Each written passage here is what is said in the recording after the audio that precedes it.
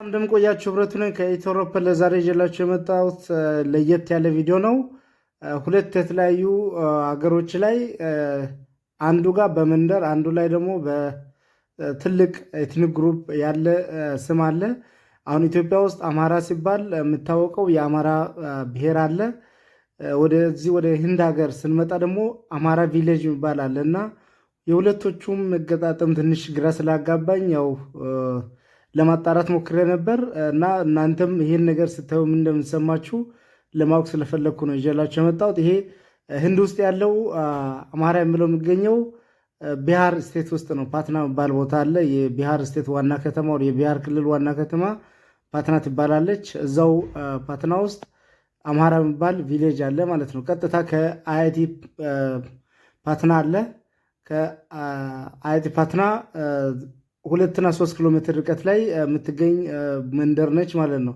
ያ ማለት ዩኒቨርሲቲ ያለው አይቲ ፓትና የሚባለው ኢንስቲትዩት ያለው እዛው አማራ ቪሌጅ ውስጥ ነው ማለት ነው። ሶ ይሄ አሁን ቪሌጁ በጣም ትንሽ ነው። ፖፑሌሽኑም ስታይ በአባወራ ቁጥር ስታይ በጣም ትንሽ ነው ከኛ ሀገር እንትን ጋር ስታይ። ስለዚህ ይሄ ነገር አጋጣሚ ነው ወይስ ምንድን ነው እንደዚህ የሚያገናኘው ብዬ ወደ ሶሻል ሚዲያም ገብቼ አየው። እዚህ አማራ ቢሃር ያለው ምን ይመስላል የምለውን ሰዎቹን መልካቸውንም ሳይ ከኛ ሀገር ካሉ አማራ ፒፕል ጋር የተወሰነ የሚያቀራርብ መልክም አላቸው። እነዚህ አሁን እንደምታዩት እኛ ጋር ያሉ አማራዎችን እንደመምሰል ይላል። ይህን ያዝኩና ሶሻል ሚዲያ ላይ ሰርች ለማድረግ ሞከርኩኝ። ምንድን ናቸው እነዚህ፣ ይሄ ከኛ ጋር ካለው ጋር ምን ያገናኛል የሚለውን ሰርች ለማድረግ ስሞክር የመጣልኝ ምንድን ነው፣ ምንም አይነት ታሪካዊ ኤቪደንስ የለም። ነገር ግን ኢትዮጵያ ውስጥ ያለው ትልቅ ኤትኒክ ግሩፕ ነው፣ እዚህ ያለው ደግሞ ቪሌጅ ነው፣ መንደር ነው አይነት ነገር ነው የመጣልኝ። ፈርዘር እናንተ ታሪክ የምታውቁ ሰዎች መረጃ ካላችሁ ብትመራመሩ እዚህ እንደዚህ አይነት ነገር ላይ የሆነ ነገር ሊኖር ይችላልና ይህን ነገር ብታጣሩ የሚል እንትን ሀሳብን ለማጋራት ነው። በዚህ አጋጣሚ የዛሬ 3 እና 4 ዓመት አካባቢ አንዱ ጓደኛዬ እንደዚህ ሰርች ሲያደርግ ይህን ካገኘ በኋላ በአካል እዛ ሁዴ አጣራ ምናምን ብሎ ፕሮሚስም ገብቶ ነበር። እኔም ከስራ ጋር ከትምህርት ጋርም ስላልተመቸኝ እስካሁን ይዤ ቆይቼ ነበር። ይህንም ሀሳብ በእኔ ሶሻል ሚዲያ ላይ ለማጋራት ሞክሬ ነበር አይዲያውን ብቻ። ለዛሬ በዚህ መልኩ ነው ይዤ የመጣሁት። አሁን እዚህ ላይ እንደምታዩት ከአይቲ ፓትና በ2 ኪሎ ሜትር ርቀት ላይ ነው አማራ ቪሌጅ ያለው ማለት ነው። እና ሰዎቹን እዚህ ላይ እዩ እስኪ ለማሳየት ያክል ነው። እነዚህ ናቸው አማራ ፒፕል ኢን ፓትና ኦር ቪሌጅ ላይ ያሉ ማለት ነው።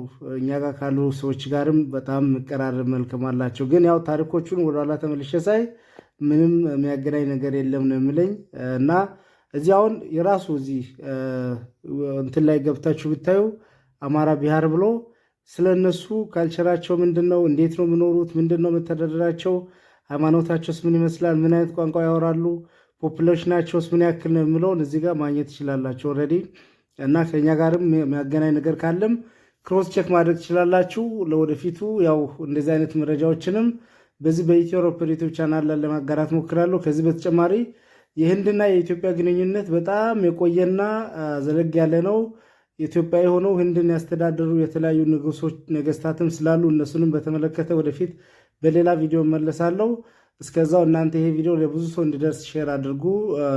እዚህ ላይም ፈርዘር ኢንቨስቲጌት ማድረግ የምትፈልጉ ሰዎች ያው ለመረጃ እንዲሆን መነሻ እንዲሆን ይህን ሀሳብ አቀረብኩላችሁ።